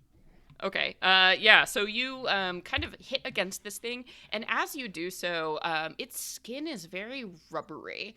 Like it doesn't look. It's not a thick being. It almost looks like, you know, just bone covered in skin. But your blade doesn't seem to go in as much as you think it would on this creature, and it sort of like rolls its 2 human head and looks at you hungrily. You would describe it as we move to Arturo. Time to take a little off the top. And he's gonna bypass the thing that just appeared, and he's going to pull the scissors out from his holster and spin them around his fingers, and they'll separate and lengthen out into 2 short swords. And he's gonna begin chopping at the wig that the gnome put on. Sure. So as you like run up and try to hit, all of a sudden you are repelled by this like barrier sort of red energy, this almost globe that this gnome has kind of surrounded himself in. And as like you see the wig itself is now like shimmering with like all these different like arcane motes, and you see he points at you and he's like, "Ha! I'm the powerful one now." So that was one of your attacks. All right. Well, then we'll spin around and use the second attack on, this critter then. Okay, go for it. Yeah. Critter for that. Oh, critter. That will be 5 plus a bunch is 5 plus 13 plus a couple more, 15 because of my magic scissors. All right. Nice. So magic scissors, boo. All right, so it will take all the 15 damage. Oh, that was just a hit. Sorry. Oh, so 15 to hit. Let me double check. Or I could just take that damage. Actually, that's fine. Never mind. No. Oh no, I lost it. It's back. A 15 will not hit. It bounces off hamburgers. of the rubbery skin. Okay. And then I will burn a key point for the dodge action. Okay. Just in case. Sounds good to me. All right. And then we move to Cinder. What's your move? So when this bubble of red energy appears when it gets struck, does it seem to encapsulate just the gnome, or is it big? It seems like just the gnome. So he's kind of put himself in a globe of invulnerability, if you will. Okay. And this hair thing, I was doing dumb stuff with chat. How big is this hair thing that was summoned by the wig? So this thing that's appeared right now, it's only about the size of maybe like 8 feet tall or so, and it's just a humanoid thing that kind of appeared like directly in front of this globe. It's not encompassed by it at all, but it like crawled out of the floor in this like wash of brimstone and fire. So it's like a hair golem. So there's nothing hairy about it. In fact, like its skin is smooth and kind of pallid and smooth and pallid. and it just the only weird thing is it's like a weird kind of alien like human. But it does have this big like flap that's still currently closed, like in the middle of its chest. Katie, Why did you make the word flap the worst word in the world? A big A flap. big So does this thing look, you said it's humanoid in shape, does it seem to have humanoid features such as eyes, ears, It and the like? does, yes. So like imagine a person who's been like dead in the water for like 2 weeks, what that corpse might look like, except a little bit stretched out with a big like thing in its chest, and that's kind of what you're looking at. Flap. A big flap. Flap. Why? So A flesh chasm. So Cinder Drazargoon is thinking, would this thing being blind be better? I don't know. To spell the bubble. And the whole time they're like lifting their hat and they put it back on their head every time they try a new thought. Like the hat being off helps the breeze come through. Yes. And eventually they stop and say, fuck it. And they pull out this hairdryer from this sash that hangs around their chest. And they point it and then thwack the side a few times like it might not be super trustworthy, and then flip a little switch. This is a blow dryer of blasting. An equipment from this fantastic supplement. Cinder is going to use it to cast Wall of Fire. Very cool. The Wall of Fire is going to spring into existence, encapsulating not only this weird, hairless, bloated, flappy golem, but the bubble that the gnome has trapped himself in. Since the fire is opaque, I figure that can help us distance ourselves from anything else it's trying to do. Okay. Sweet. So basically you're containing both this thing that crawled out of the ground and the demon in a ring of fire? Yes, Okay. that is the attempt. Let me look up Wall of Fire. I'm right on top of this weird demon thing. You would be pushed onto the side that's not going to burn you alive. cool. Thank goodness. So they're inside the middle of this death donut, and you're on the outside, safe away from the glaze. Away. Dexterity saving throw. If it takes fire damage at all, if not, it can ignore it. Let me double check. It may not. Because this thing, it's just resistant. Haha. Okay. I got a 13 on my dex save, so it would fail. That fails. Yeah. Well then.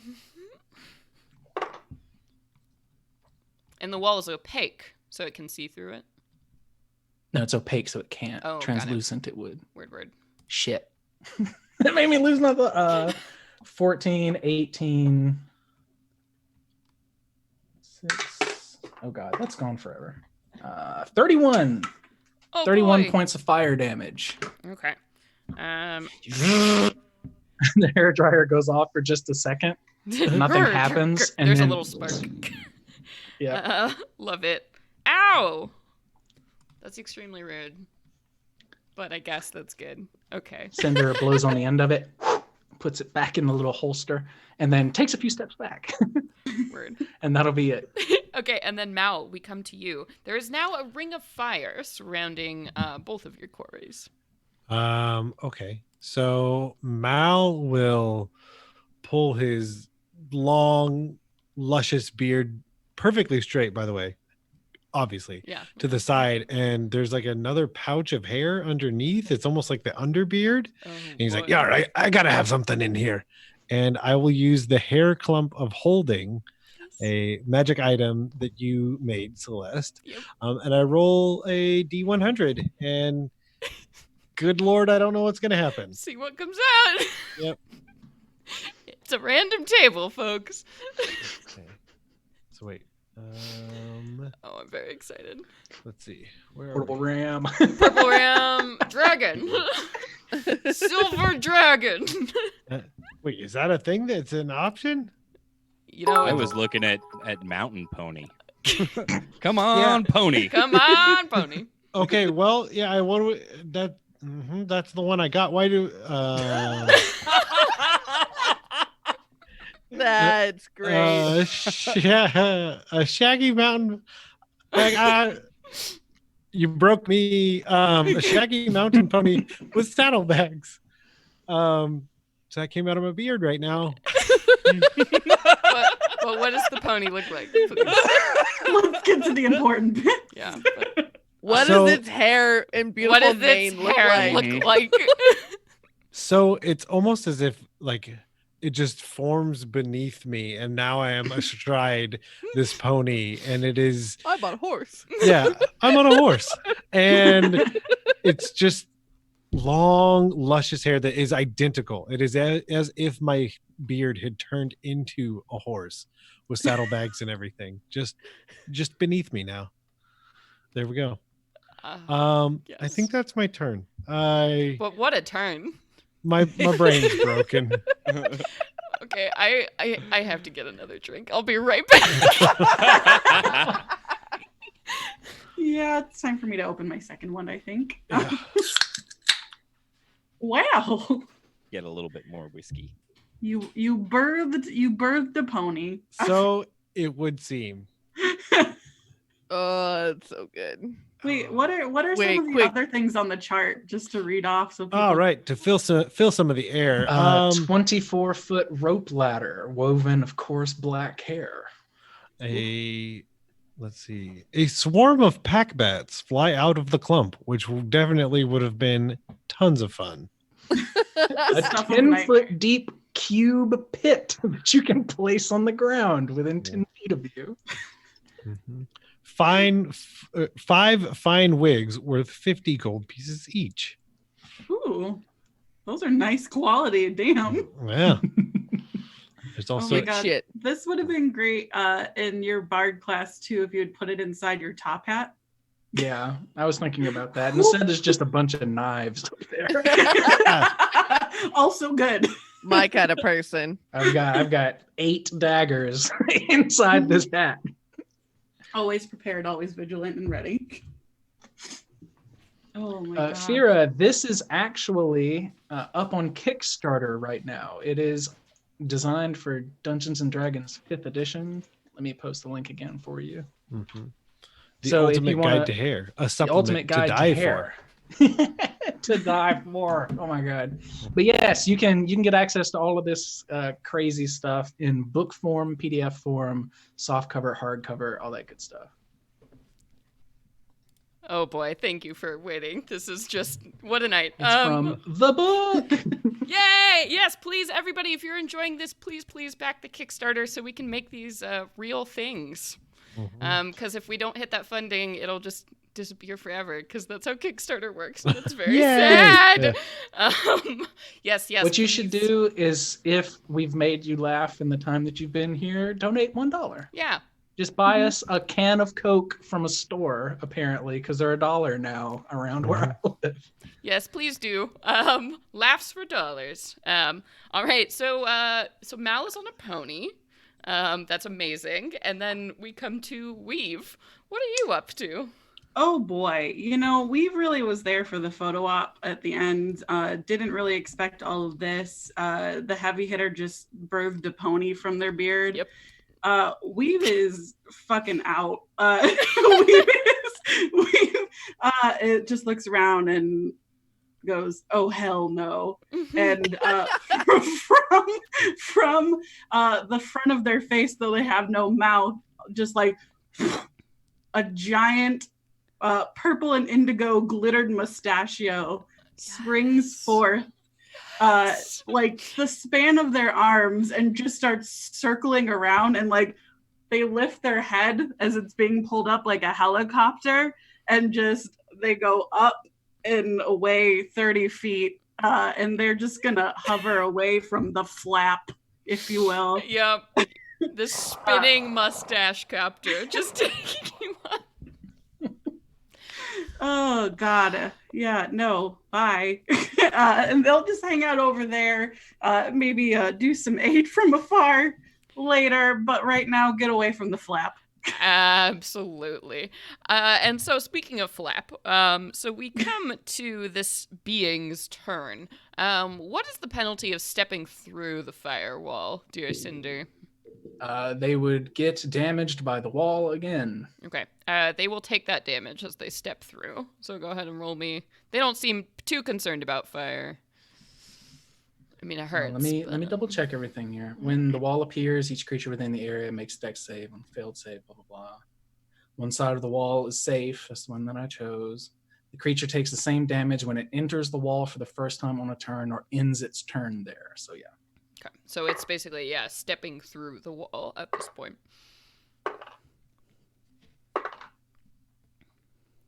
Flame on! 21 points of fire damage. Okay. All right, so you see this thing just like its weird kind of rubbery body just steps through, barely like a scorch mark on it as it comes through. And you see like it reaches into this like cavern in its chest and kind of pulls it open. And you see what spills out. There's this braid of hair, and you can tell it's woven of all of these different colors and hair types. Like this thing has been collecting it. It's like kind of spilling out of their chest like intestines at this point, as they just take this very, very long braid that just seemingly keeps pouring out of their chest, and they pick it up in their kind of clawed hands and begin to swing it above them like this, like a chain of some kind, as they go ahead and they look right at Cinder, who's been troubling them with this spell, and they throw the braid towards you, intent on lassoing you with it. So let's go. I got... Yeah, don't worry, everyone. There's a lot of fun and games and also nightmare fuel. There's also plenty of nightmare Got it fuel. all. Will a 19 hit your friend? Mm-hmm. Okay, so as this happens, the braid wraps around your body, and it feels almost like steel, like as it's biting in, like this hair is impossibly hard. You're not sure how that happened. And then you begin to see smoke kind of rising off of everywhere it's hitting. So you're going to go ahead and take 8 slashing damage. And then you see this corrosive effect is taking hold, but you feel like if you stay wrapped in it, it's going to be a problem. But currently you are grappled now by this braid as this thing is like lassoed and held you tight. And with its other hand, it's going to raise a clawed hand above you all, and this white powder just like explodes forward as all of this is like just coming out into this big cloud around you all. So I'm going to need everybody in the area except for Weave, who's floating 30 feet above the ground. Dashioed. Yeah, you just got out of here. So I'm going to need everybody to... You're getting hit with a bleach bomb. Constitution saving throws, please. Is it poison? It is poison, but there's more. Yes. Well, Got a natural 20. Nice. Good. 22. Okay, 15 is the number. 24. Okay. Hudson? 2. Oh boy. So this 3 minus 1. Yeah, so this like explosive cloud of just horrible bleach, awful chemicals. So Cinder, you are poisoned and you are blinded as bleach like powder gets in your eyes, and this thing is like grappling you and holding you in its arms at this point. And the cloud also seems to just hover over the field of battle right now. So unless you do something, you all are going to be starting your turn in this awful cloud. And So I risked a terrible idea because sometimes people forget about it. But I did roll for the horse. Oh no! and it did get a natural 20 because it is the greatest horse It's the that's ever greatest been. What is his name? Their name? Her name? Tell me, please. Thank you. Why? Yeah. All right. We can get back to. Okay, I'll have to think about that. All right, but that is. Cinder will screech. I am greatly troubled. Ow! All right. I can't see.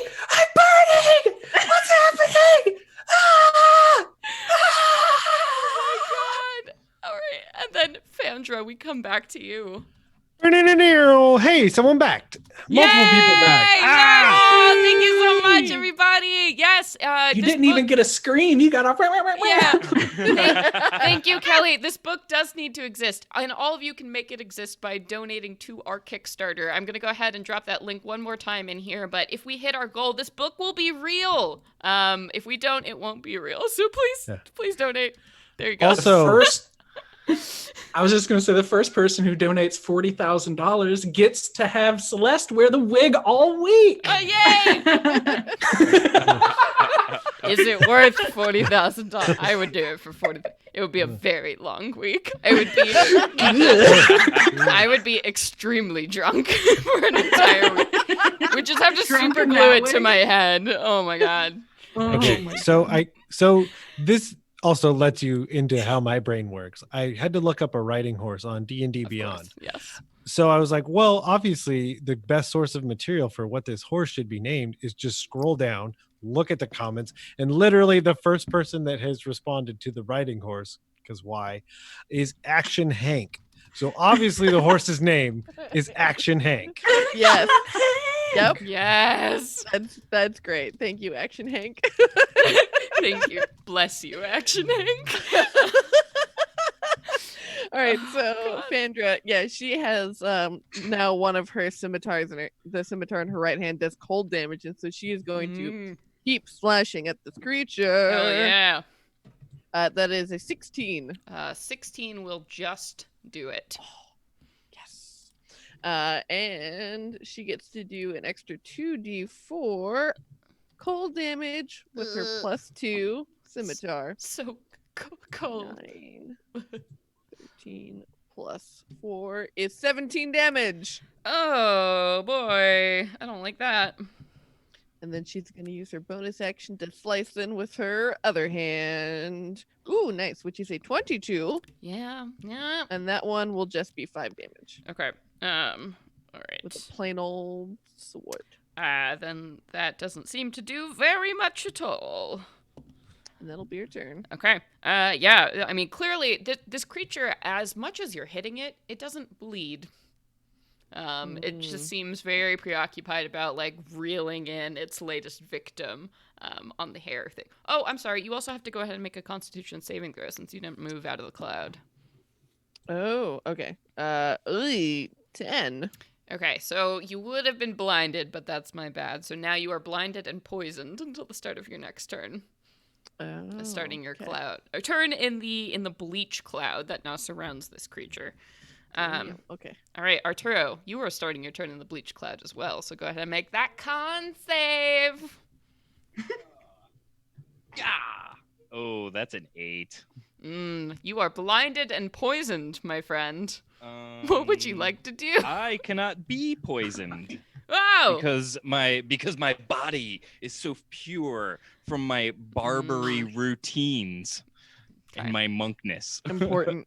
Right. Snip. Then you are poisoned, which means basically disadvantage on everything. Blinded, right? I can't be poisoned. Oh, okay. Yes, blinded. Then, Okay. yeah. I believe Which to hit is disadvantage. Is still a problem. Well, let's get out of the space and then we're gonna move out of the cloud of bleach. Okay. And then it'd probably be a bad idea to use the can of prismatic hairspray again. I never think it's a bad idea. Very Yeah. cool item. Give the people what they want, Paul. Do it. Prismatic. Just spray it everywhere. No, I'm gonna use the stillness of mind. So he's gonna pull out a comb and he's going to comb out his ridiculously long mustache and goatee and center his chi within his facial hair, so that when he opens his eyes at the beginning of next turn, he will no longer be blinded. Very cool. All right, and then we come to Cinder, who all you can feel is that you were being pulled closer. And again, this snake-like braid is like wrapping even tighter around your body, just steadily pulling you in. You can't see it, and you're poisoned and woozy and grappled. And I screamed for help, and no one helped. Yep. Yeah, No. it's rough out here. for Bard. rough. So as I'm being reeled in and I smell the bleach and I'm burning and all this is happening, for a moment I think about using a spell that I have to use on my face every day from this lycanthropic growth of hair. This hair be gone. Mm-hmm. But I don't think it'll be strong enough. The small laser. Your and I small think- cantrip. I think, oh no, I don't want to use this thing again. I don't have a choice. I can't see. I can't see. And I'm starting to panic. So taking these big, deep panic breaths, Cinder will reach up, grab this fucking blow dryer of blasting. And they take the blow dryer and they bang it against their own like shoulder, and then they point it to their own temple, and they close their eyes and squeeze the trigger. They're going to use it to cast Investiture of Wind on themselves. Yes. So almost immediately there's this sound, and let me see if it blows up in my hand. It's volatile. It does not blow up in my hand. Nice. Rolled a 50, so high or low, it wouldn't have blown up. It goes, and she turns like she's trying to look at it, but can't because she's blind. And then she becomes air.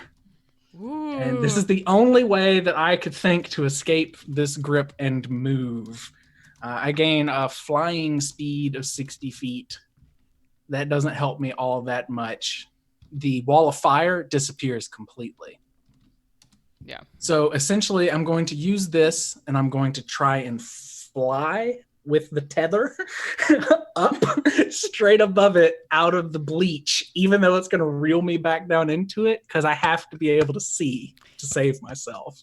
And clearly, these strangers aren't going to help me. Wow. Yeah, so you shoot out of this cloud of bleach. That's only like this 20 by 20 kind of area. So you're up above, and now, this thing is like watching you up. You can't see it watching you, but it's going up above this thing. And you are now hovering in the air. You feel yourself. Then I assume it melts my flesh away. Well, it's not its turn yet, but we'll see. Mal, we come to you. Huh? Oh, I was just saying you said that it would do something at the end of my turn if I didn't escape from it. Oh, was I wrong? I believe it's at the start of its turn, now that you are grappled. Same difference, yeah. Yeah. So you got one more turn, don't worry. Mal, what are you going to do on your pony? First, y'all are both going to make some saves for me. Again, wall of fire is down, so... Okay, so what am I trying to get here with Action Hank?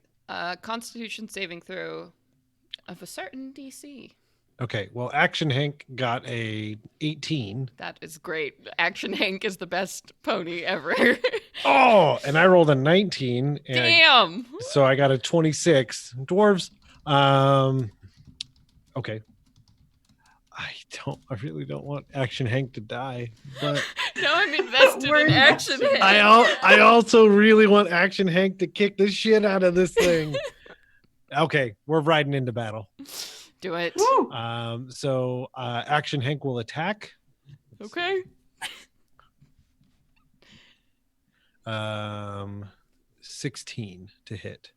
16 is just what you need. Oh, Action Hank! let's go. Never get rid of this horse. Go, Se- Action Hank. 7 bludgeoning damage. Yes! But doesn't look as effective as it should be, but Action Hank looks so cool. Oh, He looks so cool. I feel like I'm playing Skyrim right now. You just burst out through this bleach cloud and like kick down on this thing that has your friend like suspended up in the air by a braid. It's wild, man.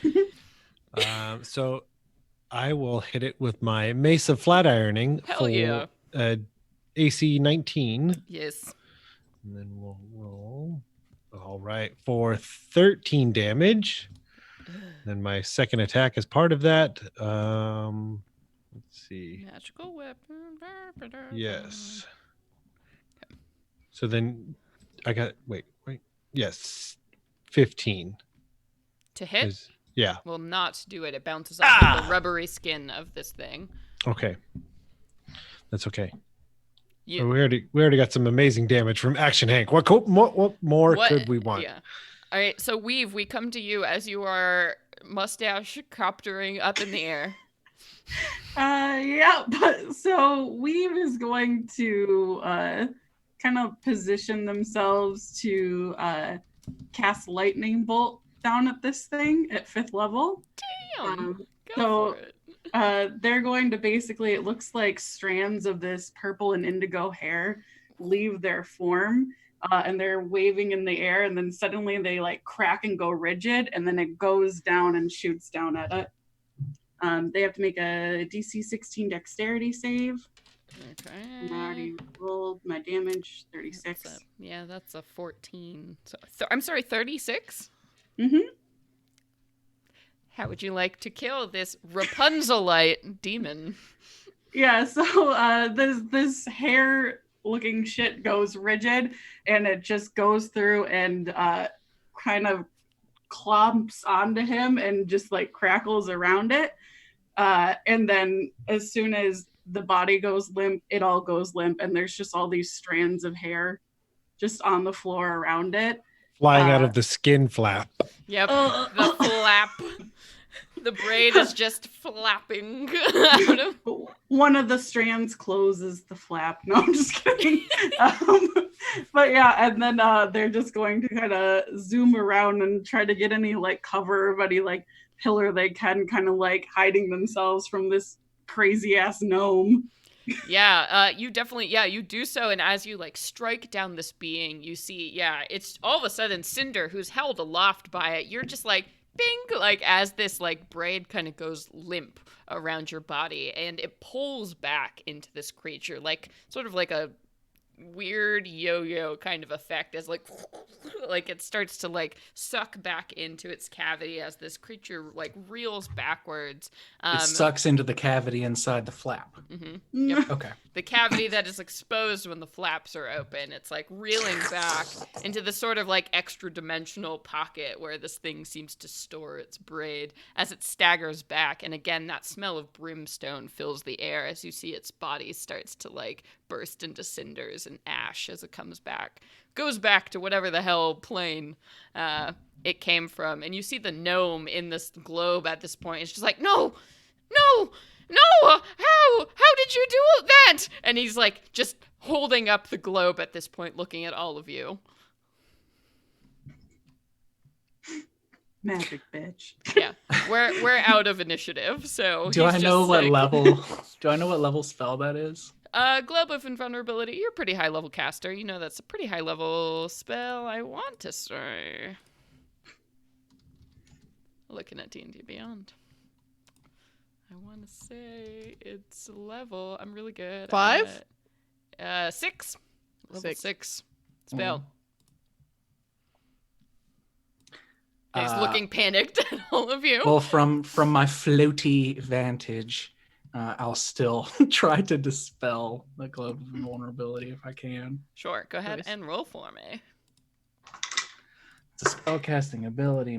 Okay, I rolled an 18 plus stuff, so Yeah, you drop this spell, no problem. And you see like this wig that's like on this gnomish hair is kind of flickering again with this odd kind of red like sparks. Like maybe it's not working at its prime ability, and he's like, no, wait, I can explain. I'm gonna hit him. Yeah. Yeah, it's that time. And I think you do. What does it look like when you cold clock this gnome? Because he's like Does it- getting commoner. Yeah. does it do the pow thing like as you can? Boom? Well, obviously, Wow. no. Obviously, I'm just gonna ride by on Action Hank and just Yeah. bonk. Action Hank is like, don't. Tally ho! The whole time you hear the as the horse is getting close. No, please No, don't. wait. Yeah. And you like kick out, and as you do so, this gnome just like collapses, just like totally cold clocked out of consciousness, and the wig like tumbles off his head and kind of like moves onto the ground where you can see it's still sparking with this arcane light. And you all have successfully solved the plague that is happening in Loxley. You have taken this criminal to justice. It turns out over time that basically this disgruntled employee was trying to create something called a wig of power, where you use the strands of a community to weave something extraordinary to basically take back, make his own version of the natural beauty factory. So you all have saved the day, and you are praised as heroes, and an amazing food festival with food trucks from all across the land. Food wagons are brought in your honor as you all celebrate in the town of Loxley. Food wagons are brought in. Congratulations! Your food wagons have arrived! Yes! Yeah! Oh, thank you. Brilliant. Magnificent! Yes! Thank you, everybody, so much for stopping by as we kind of demoed a lot of stuff from the Ultimate Guide to Hair, which is a Kickstarter that is running right now. I'm not sure what our percentage was. We started at 69%, but I think we got a little bit more. So thank you, everybody, so much again. Please help us make this book a reality. Go to the Kickstarter link and back to make this book a reality. We've got 20 days to really bring you some cool stuff. So let's go around the horn, though, one more time, and thank you all to my amazing cast for being here. So where can folks find you out in the world? Let's start with Neil, who wrote the book, Hey. 50%. Yes. So this was, like I said, my face does hurt now here at the end of it, because seeing a lot of the stuff in action, it just I couldn't be happier. Thank you, everyone here, everyone watching. But if you wanted to follow me, you can always do so on Twitter at JoteManiac. That's Jack of all trades, master of none, IAC. That's where all my stuff is, I'll be honest. And Sage, who are you? Where can people find you in the world? I'm Sage. You can follow me at Staff of Sage. You can see me playing here tomorrow as Cara Brynhilda, the Dwarven Barbarian Cleric, and next Wednesday, running Descent into Avernus, and this Friday, running a Dragon Age game where shit is gonna go down in the town of Haven. Very excited. And Paul, who are you? Where can people find you? My name is Paul. I can be found on the Twitter at Paul_Harpring. I can be seen every other Wednesday on the Descent into Avernus campaign on the Venture Maidens channel, where I play Calvin, the Fire Genasi Artificer, and I can be heard on the Curse of Lords podcast, where I play a Warforged Death Cleric. Hell yeah. And Katie, our fabulous interior artist for the Ultimate Guide to Hair, where can folks find you? You can find me here every Wednesday. I play Farah on the main campaign, and I play Kaylee into Descent into Avernus. You can find me on Twitter at lazy_mermaiden, where you can see any like little arts that I do. Yeah, I'm really excited. I hope that everyone's generous and awesome enough to back this so that I can make monsters for you all. Yes. And JB, where can the folks go to find you? Hi, I'm JB. You may know me as at Drop the Die. I am not currently on Twitter or any other social media, but bear with me. You can find me here next week, next Wednesday, for the Descent into Avernus live stream podcast. Patreon, go join Patreon Yay! thing, where I will be playing Lord Roland Belrandan Cadriel, War Cleric of Kellenvor. That is probably where you're going to see me next. So come back next Wednesday. Yay! Thank you, everybody, so much. My name is Celeste Conowitch. If you want to check out what I do, you can always go to celesteconowitch.com, see all the things I'm writing, streaming, podcasting, editing, or follow me online at cconowitch. Thank you all again so much. It means the world to us that you are here and active and just loving the Ultimate Guide to Hair, and we can't wait to bring you a finished product. So yeah, thank you all for being here. Go out there, be safe, be well, sending healthy vibes to everybody. And yeah, make sure to join us tomorrow night for our Venture Maiden stream at 7:30 Pacific time. Yeah, but I guess, I don't know, what's going to be our cool tagline? Tangle away. Tangle away? Okay. All right. We're all going to say tangle away in unison. So until next time, tangle away! Oh, yeah, that's good. All right. Bye-bye, everybody.